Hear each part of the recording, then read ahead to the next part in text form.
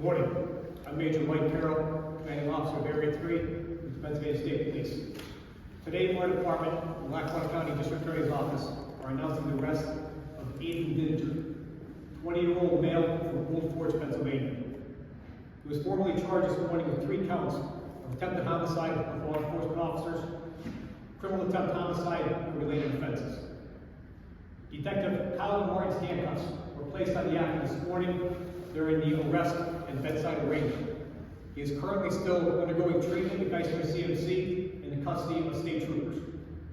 These charges stem from the ambush-style attack that occurred in the early morning hours on Thursday, January 11th in the city of Scranton. At the time of this attack, 3 Scranton police detectives arrived in the area of North Decker Court in the city's west side. They were all seated in an unmarked police vehicle. They had information that a shooting was going to occur in the area, and they were actively looking for the armed suspect. The suspect spotted the unmarked police vehicle and fired multiple rounds into it, striking Detective Gilmartin twice in the head. Detective Jason Heiler exited the vehicle and detained a male who happened to be in the immediate area of the shooting. We later learned this male was not a threat and just a witness. While Detective Sergeant Joseph Lafferty returned fire, striking the suspect 5 times. The suspect ran from the scene and collapsed as multiple patrols converged into security. They immediately summoned medical help for him. Detectives Heiler and Lafferty administered crucial emergency care to Detective Gilmartin. Officers evacuated Detective Gilmartin from the scene in the patrol vehicle and transferred him to Geisinger CMC for advanced medical care. The Scranton police officers displayed immense bravery and professionalism throughout this entire situation. The residents should take comfort knowing they have such high-caliber officers protecting and serving in the city. I want to commend and thank the responding troopers and criminal investigators of the Pennsylvania State Police, the Lackawanna County District Attorney's Office, and our partners in law enforcement who converged on the city to ensure a proper investigation was completed and ample resources were available to quell any additional threats. They too displayed a high level of professionalism throughout this investigation and stood ready to meet any and all challenges. At this time, we're going to turn the podium over to Scranton Police Chief Thomas Carroll.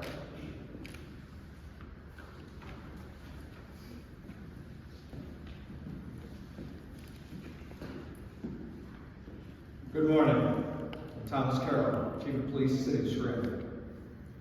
On behalf of the officers and staff of the Scranton Police Department, I want to publicly acknowledge our sincere appreciation to the Pennsylvania State Police for their operational support and the meticulous criminal investigation into the attempted homicide of Scranton police officers. Last week, after this attack occurred, this community witnessed the obvious collaboration of many federal, state, and local law enforcement agencies and prosecutors working in concert. That was not an anomaly. That was representative of our steadfast and enduring professional relationships. As demonstrated, we are all unified in our effort to prevent violence and enforce the law. I thank each and every one of them for their swift support. Although we are hurt by this event, by the attack on our police officers, I want you to know that the Scranton Police Department is strong and we remain firmly committed to the safety of our city and to the mutual support of our law enforcement partners. Thank you. That's D.A. Powell.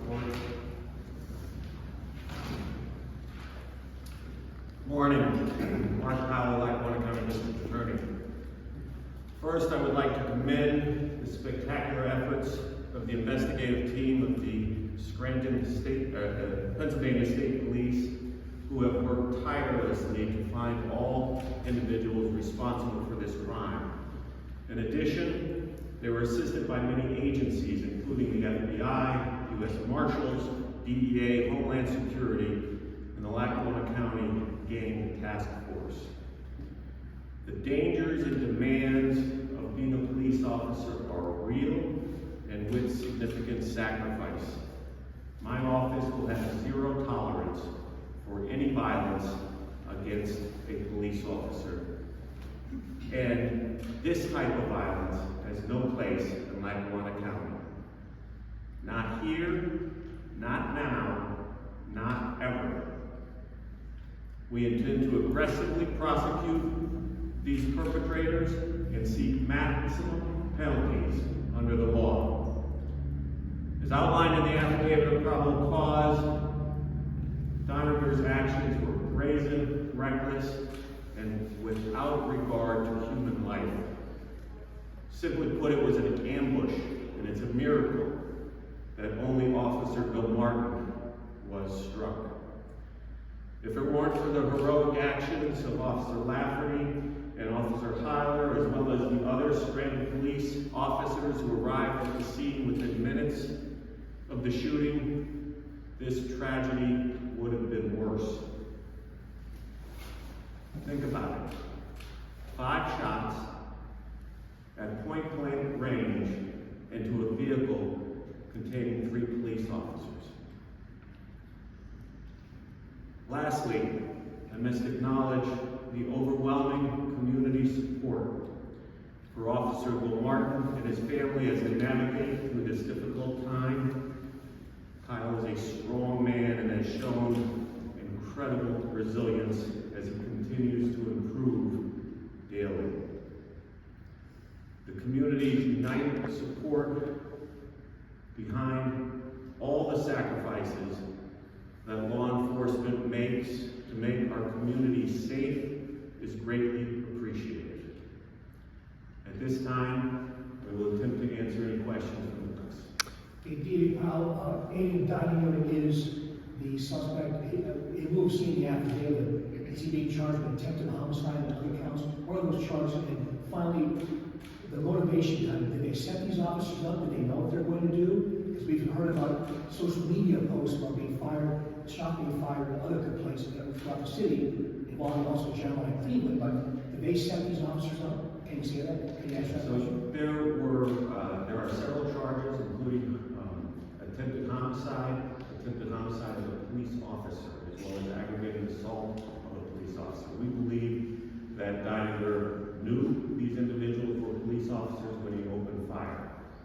The background, or our intelligence, believes that this was the other individuals who were targeted that evening with 2 prior shootings in homes, as well as a 3rd attempt of a shooting, were related to individuals who had gang association.